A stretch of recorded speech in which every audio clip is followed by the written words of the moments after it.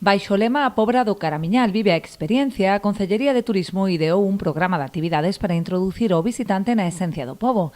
En canto ás experiencias mariñeiras, repiten as viaxes en veleiro e os obradoiros de marisqueo.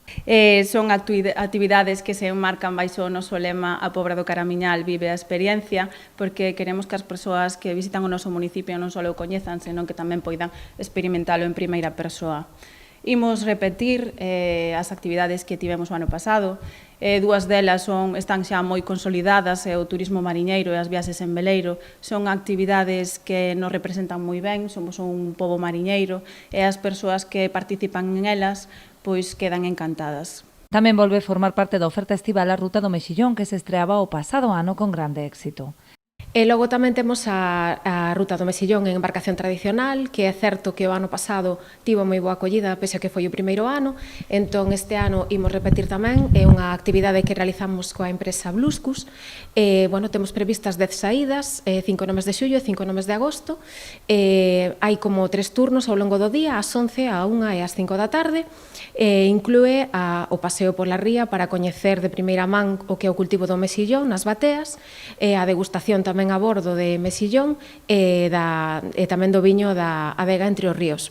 Aínda que menos demandada, o Concello volverá a poñer en marcha a ruta guiada polo río Pedras, a cargo dun xeógrafo especialista que dará a coñecer non só as singularidades da orografía desta paraxe, senón tamén as moitas lendas que a rodean. Haberá unha ruta turística guiada pola contorna do río das Pedras, por Joaquín Rubal, experimentado xeógrafo e guía oficial de Galicia. A ruta ten un percorrido aproximado de 2 km e de dificultade media alta, de feito está recomendada para persoas maiores de 12 anos.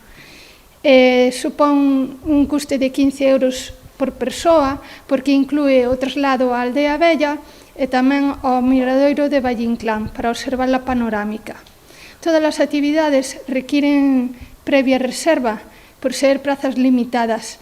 É necesario achegarse á oficina de turismo situada na Casa Mariñeira no Parque do Castelo en horario de luns a venres de 9 a 2 e de 5:30 a 8 e os sábados de 10 a 2. Complementan a oferta as viaxes ás Illas Atlánticas a cargo de Piratas en Navia e o Museo Vallinclán, así como as numerosas festas que acolle o pobo durante o verán, como Carme do Castelo, os Pincheiros e o Nazareno.